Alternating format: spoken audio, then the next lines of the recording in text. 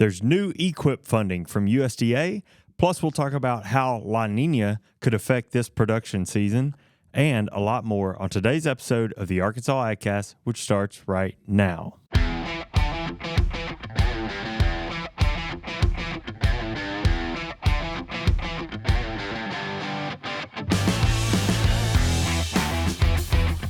You're listening to the Arkansas AgCast, where we discuss the latest news, trends, and issues impacting Arkansas farmers and ranchers.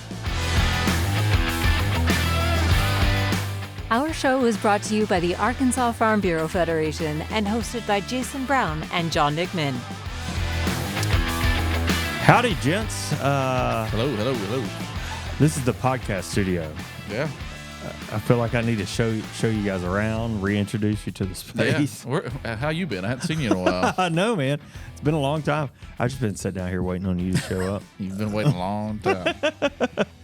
You know, the bright side about having all those special guests come in and do deep dives with us is that we had an incredible opportunity to sit down with three members of the congressional delegation from Arkansas, get some updates on things from Farm Bill, conservation, ag labor issues, Farm all Bill. of these things. Farm Bill, all kinds of topics that we were able to cover directly with the folks who are representing our state in Washington, D.C. Yeah. They're all great interviews. They really are. Yeah. The downside of that is, in order to get those out, You don't get to see us. Yeah, we don't want to do a regular show and, be just bombarding your inbox or your notifications with AgCast. So if you missed us, we're deeply sorry. We are. But we're back. Yeah. And should be back for a while, I think. Should be. We'll see how that goes. I don't know. It's a rainy Thursday. Today. Matthew was on our team, was going out for a shoot earlier, and we were encouraging him to wait a few minutes. He had to load up some equipment. It was just a steady downpour. Is it supposed to stop after lunch? I think so. I think it's going to be come and go basically through Sunday. If I'm read it correctly in Little Rock. Let me clarify. Yeah, I'm really bad at not looking at the weather until it's here. Well, one of the stories I'm going to give today would not indicate that, but right. But yeah, reminds me of a Jimmy Buffett song. Does it? Anyway, so we're in kind of a wet pattern. That being said, it has not been such, and you'll tell us what that looks like, in sort of the longer range future. But that's correct. I'm going to tell us what it looks like more currently, presently, I should say. Here in a few minutes when we talk about planning progress and how that's been going. It's going to be crazy to talk about March Madness brackets on, April 25th, but we've been gone for so long. We've been gone, and we haven't been able to update everyone on the status of that little competition, we'll say. Yeah, I will say I was doing pretty good. Yeah. I was doing real good. Yeah, you were. Might say overly confident. And I will also say is that last year I picked Purdue. Yeah. And they lost in the first round. And this year I picked Purdue and they lost in the last round. So what do you do? Adios, Purdue. Yeah. I also picked Purdue. But somebody else won is what I'm getting at, and it was not me. It was not me. I wandered my way all the way down to bottom place. How was it down there? Last place. I've been not doing great, but I was not in last between the four of us. Yeah. And boy, those last couple of weeks, I just shot right to the bottom and never came back up. I was amazed by I had a pretty good margin between me and second place. And I was amazed by the points this individual received for picking the right game. Picking the winner, I mean, yeah. And just blew me out of the water just with that one pick. So who would that individual be? I guess it would be our producer. The one who always bests us. Are you talking about me? Wow. We are. Yeah. Congratulations. Yeah. Unfortunately, we didn't put any wagers on this deal. It was just for fun. I thought Matthew was going to take us to lunch. Oh yeah, Yeah. Even if you won. Yeah, He has not been around a whole lot. He's been out on the road. Man, He's a busy he has. working man. quite a bit. I'm not saying those two are related, Yeah. but But I'm not saying they're not. I can say he was working. He was at the FFA deal in Hot Springs. Oh, that's right. You went down there Yeah. and judged. Yeah, we judged a discussion meet, and I will say that I judged 3 heats. There's 4 individuals in each heat, and every single one of them brought a podcast. Really? I don't know if it's because y'all knew I was judging, They tipped. They were trying to get some points. Yes, you do know. But- they must have been tipped off and trying to But I score think the extra question or the discussion topic was how do you reach more farmers and diversify agriculture in different aspects? And they were given all these ideas, and every single one of them said the podcast was a good way to get the word out there. A More or less. podcast or this podcast? Our podcast. Wow. Yeah. How about that? So thank you all you FFA students out there that listen to the podcast, and Yes. make sure to leave a review, and tell your friends about us. Yeah. And we'll put your check in the mail this week.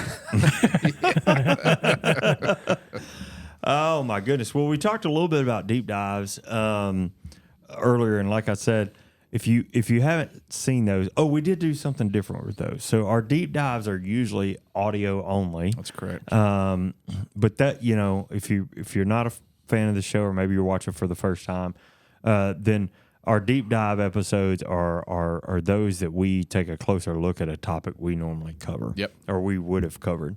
And so we had the opportunity during the last congressional break to bring in Senator John Bozeman, Congressman Westerman, and Congressman Rick Crawford Yes. to come in and join us on the show. Those each have individual episodes. We did go ahead and use video with those two. Mm-hmm. So you can find those on YouTube or Facebook if you want to watch them. Or if you just want to listen like you normally do, you know how to do that. Spotify, Apple Podcasts, however you like to get your podcast. And it was really good insight if you're curious to what they're working on personally, on the Hill. So I had a really good time interviewing with Crawford and Bozeman. Mm-hmm. You seemed to really enjoy Westerman's interview too. So I did. If you want to geek out on some political or just issues that are going to affect you as a farmer, for sure. That would be a really good listen Well, what's fascinating is, or watch since it's on video. yeah, I went back, or I noticed, I read a headline this week, sort of preparing for the show this week.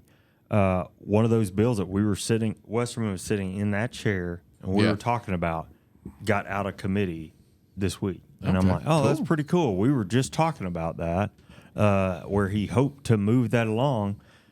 He was talking about that on this show in this studio, and now here we are. Here we are moving in D.C. He's made that if progress. it wasn't for you, it may not have moved that fast. Look, I don't want to take all. Okay, all right, I'll take the credit. So anyway, check those episodes out. They're all great. They really are, and they're pretty short too. I mean, they're all 15 minutes or so, so you can knock them out pretty quickly. Let's see. Speaking of legislation, the Arkansas legislature is in fiscal session right now, have been for a few weeks now, and our team, the Public Affairs Government Relations team, is there at the state capitol, sort of keeping an eye on things and keeping the updates flowing, I should say.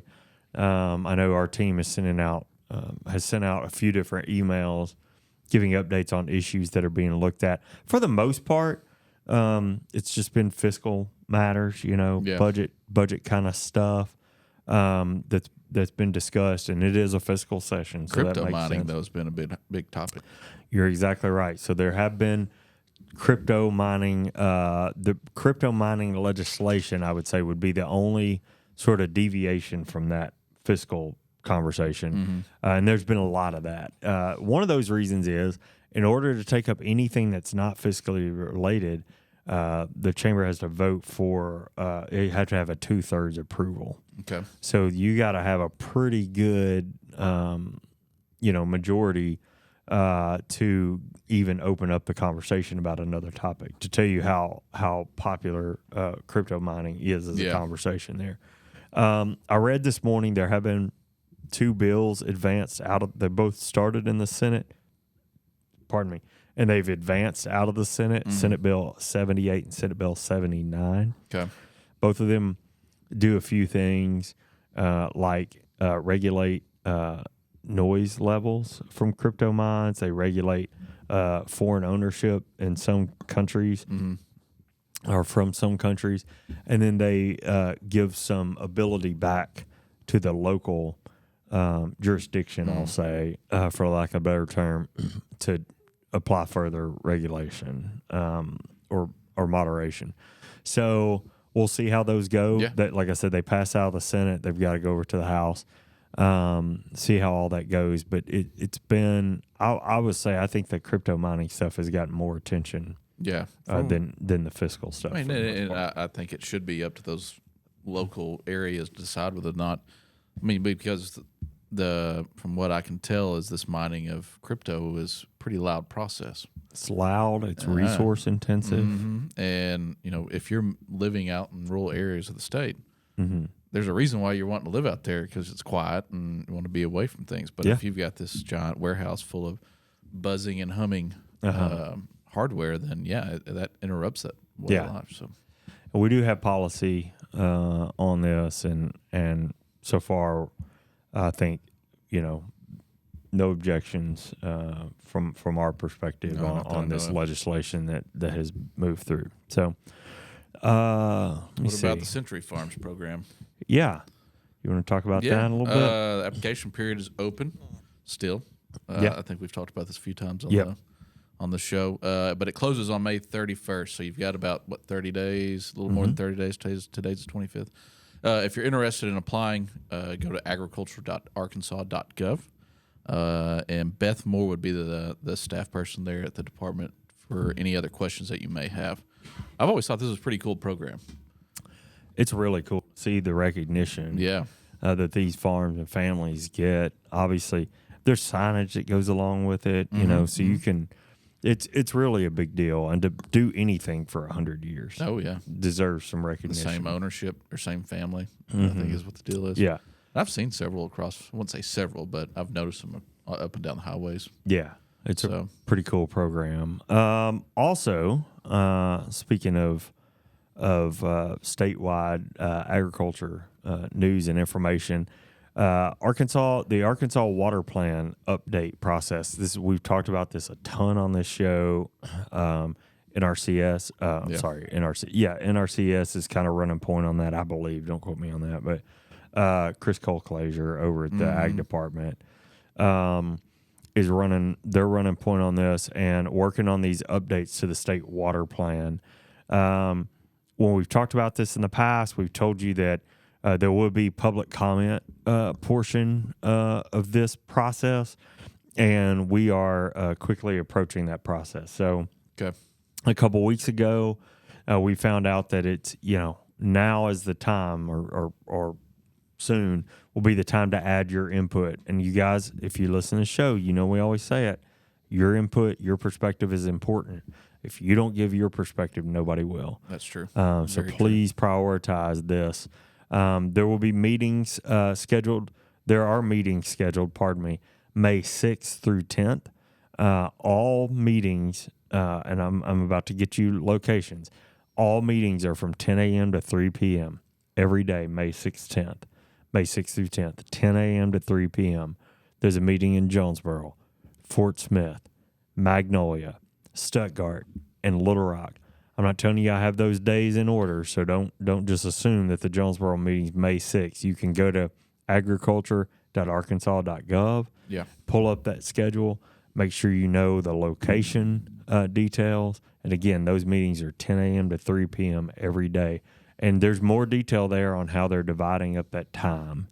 How the morning sessions will go versus the afternoon, things like that. But I'm interested to hear more about what are the groundwater levels like in eastern Arkansas, or up and down the Delta, I should say. Right. And how has that changed over the last 10, 15, 20 years? Yeah, it'll be interesting. So go participate in that state water plan update, public comment period. And then lastly, before we dig into some news, a quick update on planting progress this week. It's really wet today. We here in Little Rock, we've avoided any rain really until today. There may have been some over the weekend, but we've really avoided rain. Southern Arkansas's got a lot of rain, especially southeast Arkansas. So the headline here is that this lack of rain, this sort of dry period that we've been in, even when we've been predicted to get rain, I feel like it's been dry or it's missed us, Yep. So we are well ahead of the 5-year average and last year's progress too, really. In most cases, we are 2 or 3 times where we normally are in this week of the year. Are you mean like with water level or amount of rainfall, or no? I'm sorry. Drought? Thank you for asking me to clarify. Planting progress. Okay. I was kind of talking about that in relation to planting, how we've gotten so far ahead. Yeah. Is the dry weather. Mm-hmm. So here's a quick rundown. Corn, we're nearly 70% planted in corn right now. Rice, 67%. Again, nearly 70% planted. Soybeans, kind of mind-boggling. 43% planted, and this was as of Monday. So if you have farmers trying to race against this rain coming this weekend, there's no telling what ground we could have made up. Cotton, 6%, peanuts, 4%. So, like I'm telling you, in some of these cases, we're 3 times further along than we would be in the 5-year average. Well, I've heard from several farmers that either cut down on their corn this year or cut it out completely. So I'm curious. I don't think we'll ever know, but maybe there's a way to find out that 70% and planted corn is due to the lower amount of corn being planted. One reason they've been able to move at that pace is because that's and I've heard a lot of rice being planted too. So and I saw soybeans sprouted and somewhere around Phillips County area last weekend. So really, there was a. I was going to see if I could pull it up, but there was a. There's definitely soybeans that have emerged in the progress tracker. I didn't really get into that, just because sometimes it's it can be a little tedious and for time's sake. But you can hear me kind of fumbling. I'm trying to pull it up now. Soybeans. 20% of those 43% planted, 20% are emerged. That's a big deal. That's more than I would think. Especially with frost in some areas on Sunday night going into Monday morning. Corn, 68%. Look, we jumped almost 20% from last week to this week in planting progress. Yeah. 5 years ago, the 5-year average is 47%. We've got 68% of the corn in the ground. Today? I see your point. Well, as of Monday's report. They don't do it day by day. It's by the week. But, normally we're at 28% rice planted. Right now we're at 67%. Yeah. What did corn say for the 5-year average? 5-year average planted would be 47%. Okay, you just said that, didn't and you? It's 68. 5-year average on beans is 15%. We're at 43%. Moving. So I bring those sort of dates up because of a story that you're going to bring today, and what it may mean with us being, I'll say, ahead of the game. So, I have another thought. So I know that people that cut back corn or got rid of it have increased their rice. Right. But did certain individuals also increase their soybeans? Soybeans. I think so. I talked to somebody because you went from 15 to 43%. That's a huge jump. I talked to somebody this week that cut their corn down to 200 acres, and it was all beans. Well, if you still have a corn header, you do want to use it, especially if you're still making that payment. Yeah. So, well, I just think the market, Well, yeah, it's clearly folks. because of the market, where the price is or where it's going. It's hard to make $1 growing corn. And you got to make some money. Which is too bad because corn's easy to grow. That's what I asked the reasoning, thinking about markets, and was told it's just expensive to grow still, and was told when I say easy, I mean you're talking over 190, close to 200 bushel per acre. Yeah.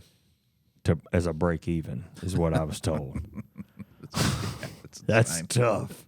That's tough. You got to be breaking them yield records, man. Yeah. It's just So, I mean, when you need a record breaking year to break even, that's kind of tough to put it in the ground. I'm not saying the price of corn's fallen by any means or going to in the future. But Yeah, just we don't imagine know. if you invested in all that corn and then it dropped down to like $3. Yeah. Say come harvest.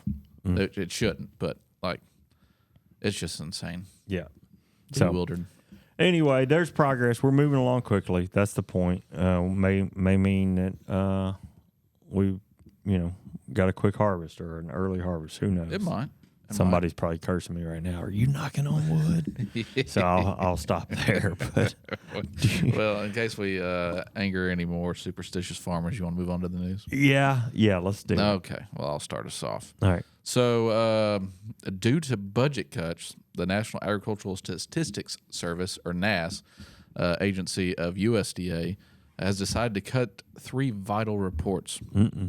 Earlier this month, NASS announced that they will be canceling the July cattle report and discontinuing the Cotton Objective Yield Survey, as well as all county estimates for crops and livestock beginning with the 2024 production year. This comes after there was no increase in NASS appropriations in March. According to NASS, and I quote, "The decision to discontinue these surveys and reports was not made lightly, but was necessary given the appropriate budget levels. Needless to say, the cancellation of these reports is very untimely given the growing effort to increase market transparency in the cattle market. The January 1st and July U.S. cattle inventory reports give us a good idea of supplies in the U.S. throughout the year, and without the July report, we could see more uncertainty in the cattle sector. The loss of the objective yield survey for cotton could also propel uncertainty in cotton markets, and the loss of county yield estimates could hinder research on which risk management programs, such as crop insurance, are based." Agricultural Secretary Tom Vilsack told reporters USDA had to fill a 5.2% increase department-wide in salaries with a flat budget that came 7 months into the year. Oh, wow. He was also quoted saying they can get mad at NASS, but they really should go and talk to appropriators. Excuse me. The way this budget works is tough. It's tough because it's not as if the Department of Agriculture is the first budget to get done. It's not. I mean, he has a point. It's not quite a priority as compared to other things, I guess. Right. Yeah, current sure. issues. Lastly, organizations such as the American Farm Bureau, the National Cattlemen's Beef Association, and the Renewable Fuels Association have all publicly announced their opposition to the discontinuing of these reports and have called for the decision to be reversed. And I will say, as an economist who uses these numbers on an annual, if not quarterly, monthly basis, I am also very disappointed in this.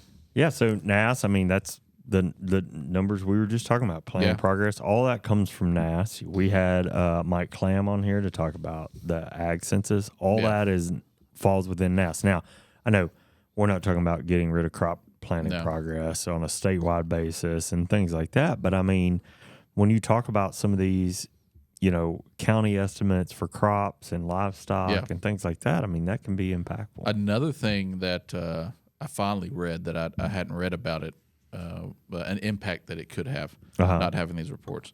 Say like a hurricane comes through or a tornado or giant windstorms or hail, we use those county estimates to figure out what the actual impact is in that area or in that county. Oh, so like those big windstorms that knocked down those power lines in Ashley County or Drew County last year, and knocked out all those tomatoes.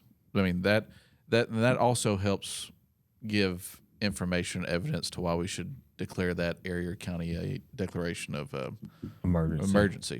Yeah. So without these reports, I mean, the next few years would probably be all right because they're not going to be that big of a change if those old reports are still available. But going into the future, we're kind of going to be going into it blind unless you or an organization has the resources to collect that information. That data.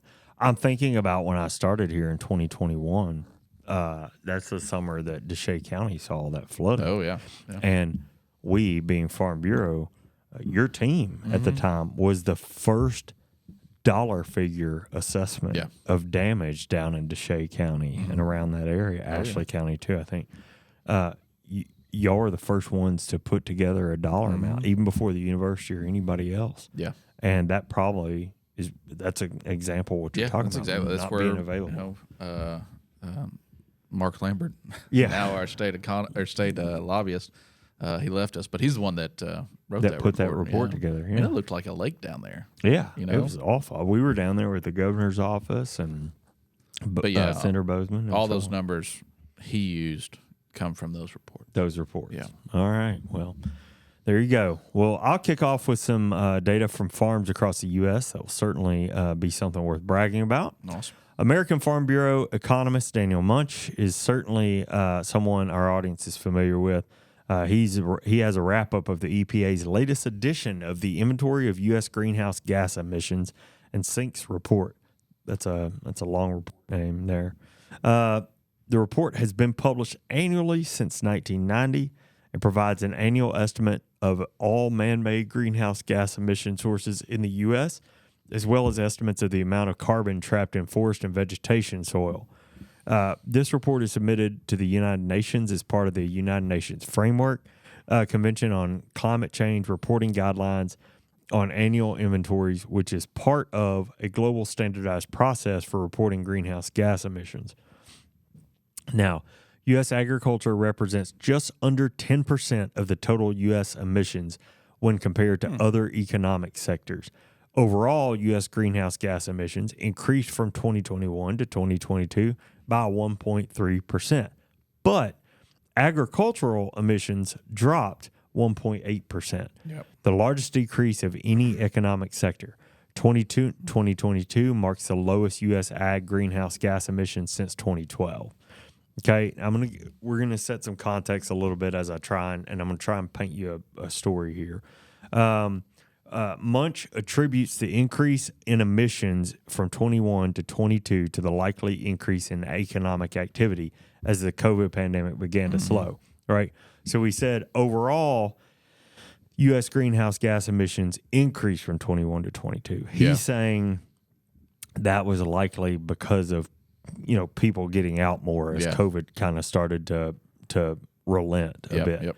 That said, as we all know, agricultural production continued throughout COVID-19 disruptions and lockdowns, which makes the decrease in emissions even more impressive. Okay. So, meaning, normal traffic sort of died. Ag production stayed steady or increased, and the emissions went down during that time. So let's talk a little bit about carbon sinks. Land use changes in forestry trapped 854 million metric tons of carbon in the soils, representing 13% of the total U.S. emissions. Okay. The transportation industry made up the largest emission source, accounting for 28% of the total, although it was down incrementally.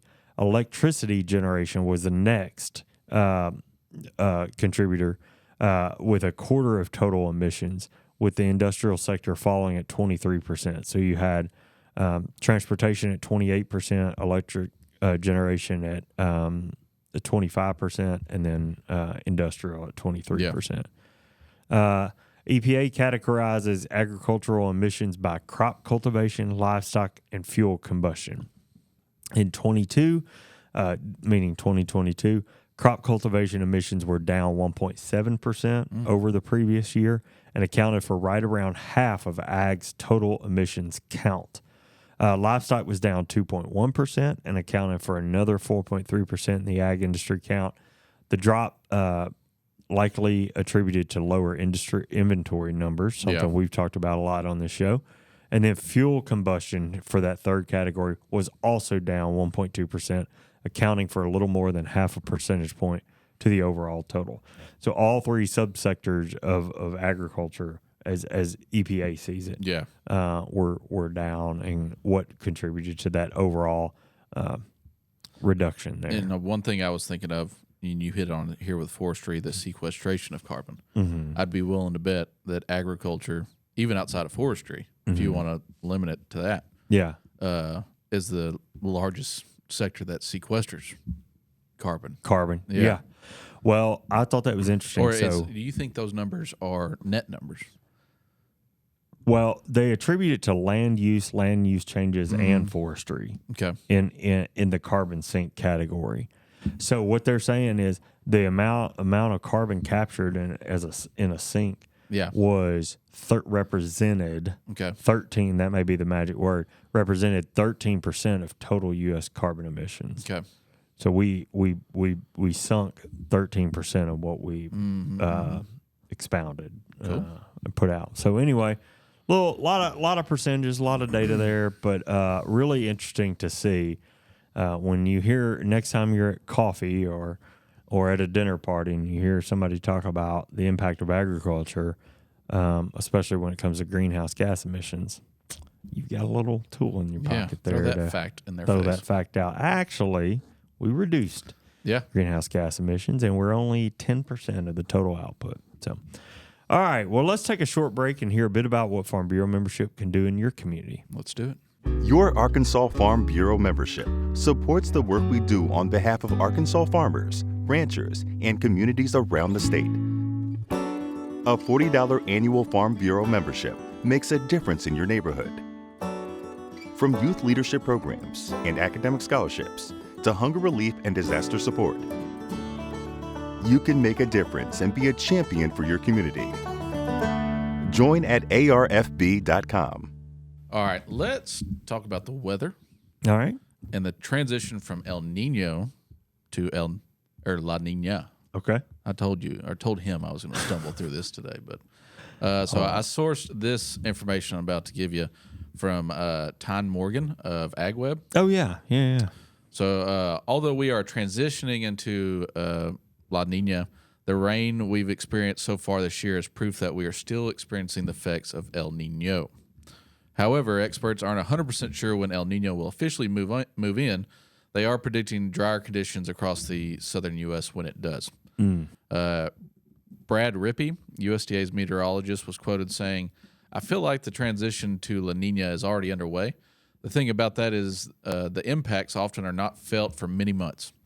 He expanded it by saying, "Just as we are still feeling the effects of El Nino after its peak, La Niña may not come until the fall."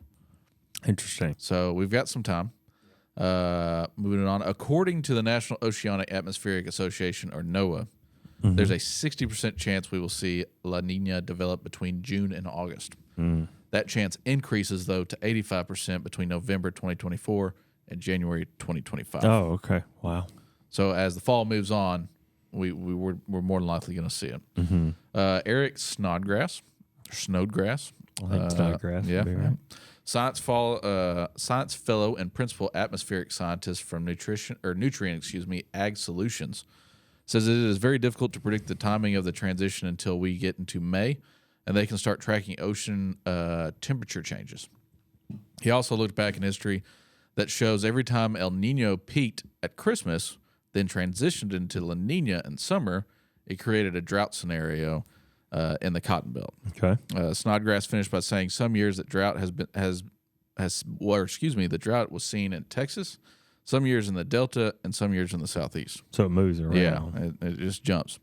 Although he is unsure of what the weather will do this summer, he is confident that we will experience warmer than average temperatures, specifically warmer overnight lows, and his prediction is based on the coming decline of El Nino, and as La Niña begins, it could give opportunity for a active hurricane season this year too. So I don't know if that was good news, but informative. It just is the what same. it is. Yeah. Kind of got a plan for it. Well, if it comes in the fall, I think, let's say everything continues the way we've headed with the early planting season. Maybe that will be helpful or beneficial down the line. Who knows? I think our plant season isn't really going to see any impacts. I think we'll probably still have quite a bit of seasonal rain that we usually do in the spring. But it kind of seems like if you're leaning into this article, it will have a pretty dry summer. Yeah. Yeah. So a lot of and warm. A lot of irrigation bills. Yeah. But maybe the earlier in, the earlier out. It's true. And if that thing moves towards November, Hey, we might get a second crop of rice this year. You never know. Who knows? You're pretty funny. All right. Well, to wrap us up today, some news on EQIP funding from USDA. As we talked about earlier, USDA is now accepting applications from farmers for enrollment in a special EQIP sign up. USDA's NRCS is investing nearly $11 million in total to support farmers through the Migratory Bird Resurgence Initiative, which falls under EQIP, with up to $4 million of those funds being provided in Arkansas. The funds are meant to protect and improve natural resources and habitat for migratory birds and other avian species in the prairie pothole region and targeted areas of the Pacific, Mississippi, and Central Flyways. Okay. NRCS in Arkansas will provide, again, up to $4 million in financial assistance in fiscal year 2024 for the Migratory Bird Initiative. Now, NRCS Arkansas State Conservationist Mike Sullivan said creating habitat on private lands in Arkansas flyways is vital to sustaining our migratory bird populations, as well as building climate resiliency and carbon stewardship on working lands, a concept farmers are very familiar with, of course. He goes on to say providing migratory birds with more areas to nest and additional food and resting areas for overwintering will lead to improved habitat that not only benefits wildlife, but will result in greater natural resource conservation. In addition to Arkansas, assistance is available in California, Iowa, Louisiana, Mississippi, Montana, North Dakota, and South Dakota, and Texas. Interested producers should submit applications for EQIP MBRI, that's that Migratory Bird Initiative acronym there. Financial assistance by May 17th, 2024 for funding considerations this year. So a deadline coming up in a little under a month. Okay. Applications for EQIP financial assistance are accepted throughout the year, though. Specific program deadlines are set for ranking and funding opportunities within each state. As with other times we've talked about EQIP funding or had the folks from NRCS in here to talk about those funds, you can always call your local office of USDA and ask for assistance or more information there too. Yeah, I'm surprised you don't see Missouri, Kansas, or Oklahoma on this list. Being within the flyway there. Yeah. And it seems like over the last, I don't know, duck season hadn't been great since I was like 10. But sure. That's all. That's just comparative or relative, whatever you want to say. But it seems like either there's more hunters in those northern, northwest of us, or the flyway has shifted to some extent. Yeah. And I don't know. There's so much variables as to why we don't have as many ducks as we used to, but I can still speculate and come up with my conspiracy theories. Yeah. Yeah.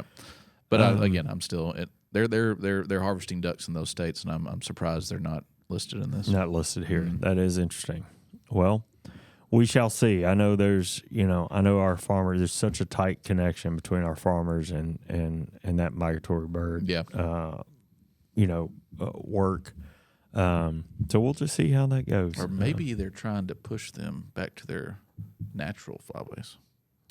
Oh. Yeah. Okay. He's got his tinfoil hat on now. I rarely take it off. I've been kind of thinking about getting a bird watching guide. What do you mean?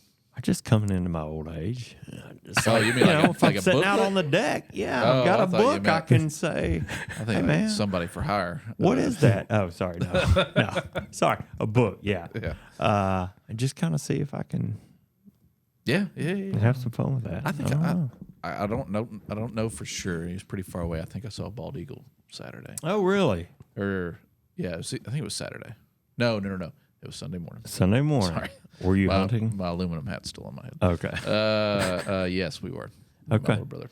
Every once in a while, I've seen a few over my time, and they never cease to amaze. And saw a lot of cardinals this year in the woods.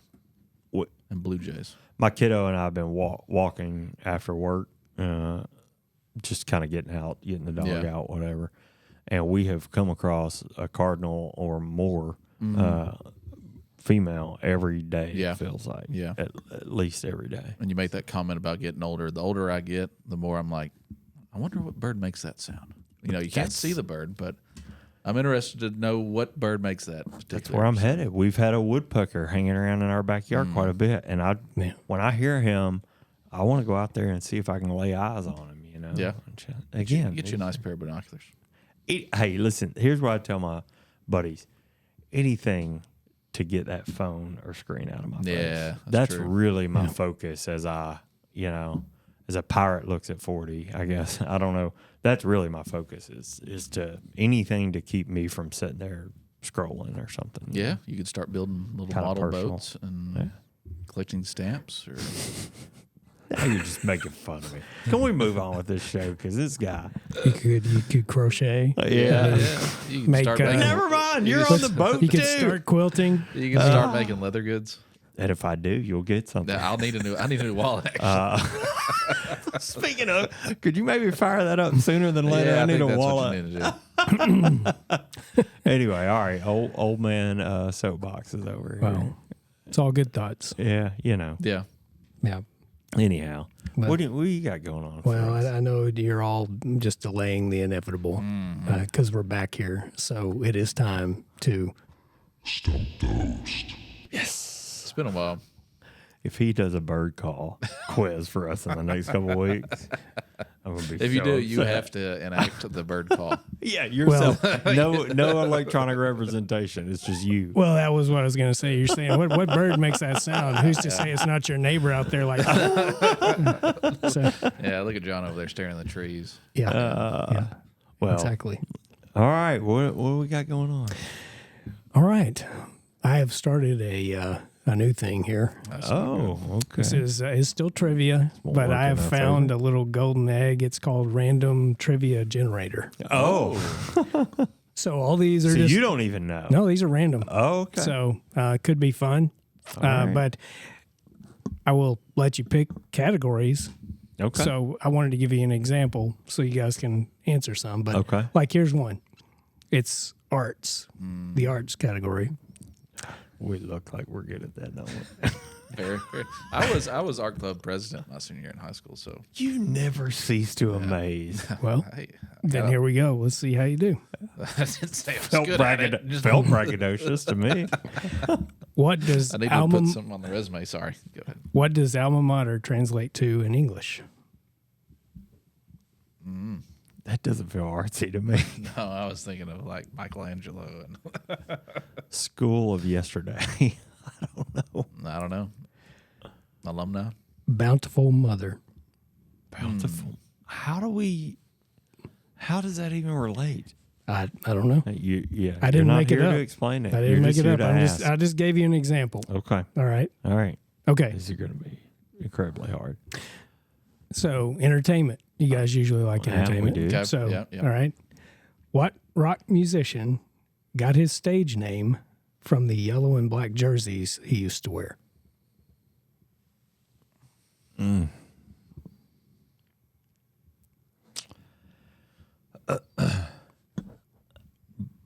Bob Marley. I have no idea. Sting. Sting. Oh, nice. Okay. So- I didn't know he wore. Yellow and black I don't, B. yeah. So- Yeah. Okay. All right. Which- I get it.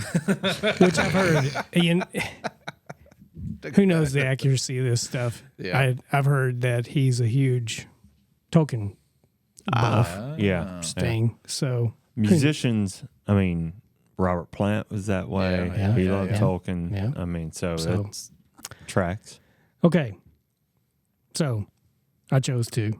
Okay. There's categories. You could choose history, geography, general, entertainment, arts. You could do. Any of those. You want to pick one? History. We'll each pick one. All right. Here we go. Brave man. Who is the U.S. first Postmaster General? Not multiple choice either. That just made me go back to that movie. It was like what's his name? The guy that's in Yellowstone and all the baseball movies. Yeah. It's, Kevin Costner. Kevin Costner. He played in like The Postmaster. Yeah. There was a Kevin movie called Costner The Postmaster? for $1. Yeah. That's Yeah. hilarious. Yeah, Tom Petty was in that movie too. Really? Mm-hmm. That's weird. That's an odd combo. All right, so who was it? We clearly. Well, Hey, hang on. Was it George Washington, or was it Ben Franklin or Thomas Jefferson? it was one of those. Oh, okay. That's Ben Franklin. Ben Franklin. That's Yeah. familiar now Ben that Franklin. you said that. Very good. He was using the key to a post office box when he was flying Was his he? kite. Yeah, exactly. That's All right. historically accurate. So, do you want to pick another before we're out of here? I'll do one. How about I'll go back to entertainment. Okay, entertainment. Let Man, me. we just did entertainment. Anyways, it's your guess. Yeah, exactly. I don't want any more of those Let me. questions like you got. We got closer than we did the last entertainment. That's fair. All right, here we are. All right. In how many theatrically released movies has Anthony Hopkins played the character Hannibal Lecter? 4. Yeah, I was gonna say 4, but it's probably 3. It is 3. Yeah. It is 3. Overshot it. Silence of the So, Lambs, Hannibal, yes. and Red Dragon. Red Dragon. Okay. All right. Was Red Dragon the most recent? I think so. Yes, Yeah. it was. I think Hannibal was the most disturbing. And they're all disturbing. I was so, going to say, uh, I think I made it halfway through Hannibal and then didn't see any more. Okay, yeah. Anyways, I don't know. Anyway. So, anyway. Well, that's fun. I like We'll, that. we'll continue I to do have some too. fun, and we'll let you guys choose. And I like the randomness of it. there you go. Ben Franklin. Ben Franklin. So anyway, I think that could be pretty fun. We'll continue trying that for a little like while. it. Yeah, So yeah, for sure. Anyway, that's all I got for you today. All right. I like it. Well, hey, look, that wraps up the news for this week. Thanks for following along with the Arkansas AgCast. We're grateful for you taking the time to watch and listen. Remember, you can catch new episodes of the show every Thursday afternoon. Find video episodes on Facebook and YouTube. Listen to the audio version wherever you listen to podcasts. And make sure to subscribe and leave us a review when you have a few extra minutes. The Arkansas AgCast is brought to you by the Arkansas Farm Bureau. I'm Jason Brown, And I'm John McMahon. and we'll see you next week.